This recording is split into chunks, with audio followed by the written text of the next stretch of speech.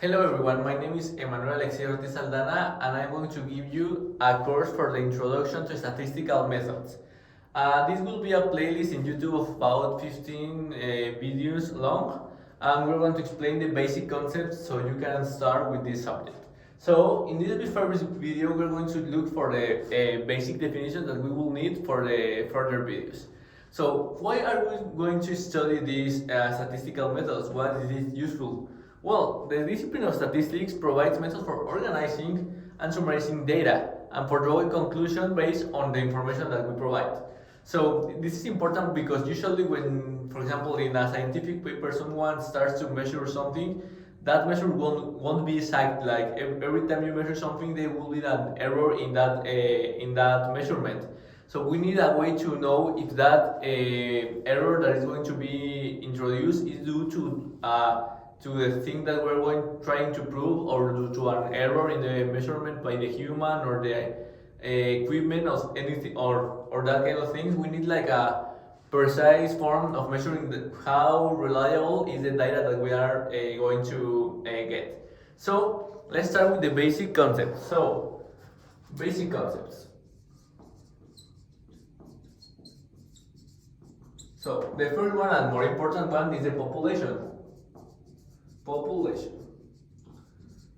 So what is a population? The population is a object that we are going to be investigating. For example, if we are going to make an investigation about the people in Mexico, our population will be all the population in Mexico. So that will be about more than 100 million people. So will be the subject of investigation. So subjects of investigation. Now, something that we can get of this population is a census. Census. This census means that we have all the available information for all the objects in this population. For example, in our example of Mexico, if we are have a population of 100 million people, then that means that for a census we need to have the information of all that 100 million people. So we can start so we have all the information and start the data, the analysis. But that's not what happens really often in this kind of investigation. We can have all the information of all the population always. So what we do is that we get a sample. A sample is some part of the population that we track, so we can analyze and we then can make conclusion, infer analysis in the general population. So, but what are we going to measure? That will be the variables. The variables are the things that change among the subjects in the population. For example, if we are measuring how all these people in Mexico, our variable will be the age of everyone. So, for example, for a little kid will be 5, for an old man will be like 70, and that kind of stuff. So we can have different kind of analysis depending on the quantity of variables. For example, if we have one variable, this is an univariate analysis that we're going to get because we have only one variable. For two variables, will be bivariate. That's the correct name, right? Yes, and for example, for more than two, will be multivariate. The most easy one to perform obviously is the univariate because we are only taking account one single thing and the analysis will be a lot easier. For this kind of multivariate, there are plenty of tools that can help in this, but we will see them later. So other thing is that these variables are of two natures. Can be numerical, for example, the age of the people in the population of Mexico, or can be categorical. For example, if we are also taking account the gender of the people, like checking if they are women or men.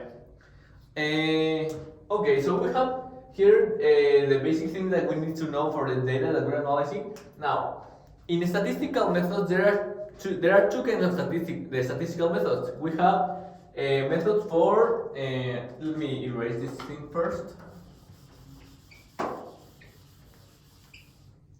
We have two kinds, how I said, descriptive. descriptive statistics.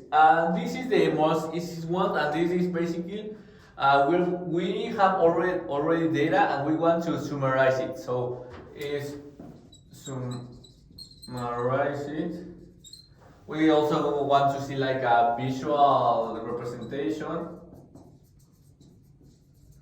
I think the name is pretty straightforward because descriptive is where we are looking for ways to describe the data that we have. So this is the easiest one, and the other one is the inferential statistics. In this case, what we want to do is not only describe the data that we have now. We from this data we want to draw conclusions. So, for example, in our population of Mexico, we want to draw the conclusion that we have a young population of a mean of around like 22. So, given all the data that we will have from the sample that we extracted, we will check like the age of the people, and we from them we will check that no, in this sample the median population is 32. So, with some or more things, we will check in if our conclusion will be correct. So, how now I have given you like we need a sample for a population because we can always have the entire population. But how do we take a sample? Well, there are two main ways that are the easiest one to take a sample. So, for example, the easiest one is called simple random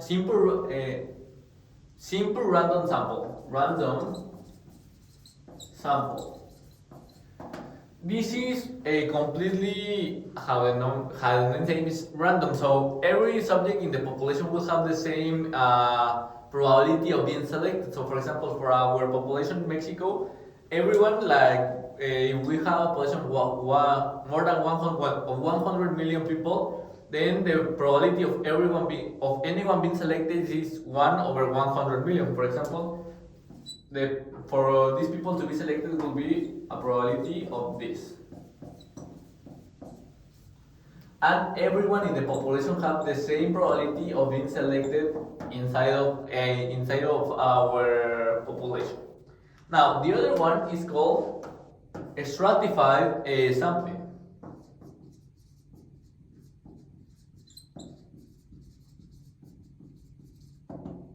Now, in here we are more careful of how we take out population. For example, in a population, people can have different jobs and all kind of thing. For example, if we want to take a research that also involves that part, so what we can do is we can divide the population depending on the job. For example, we have nurse here, we have lawyers.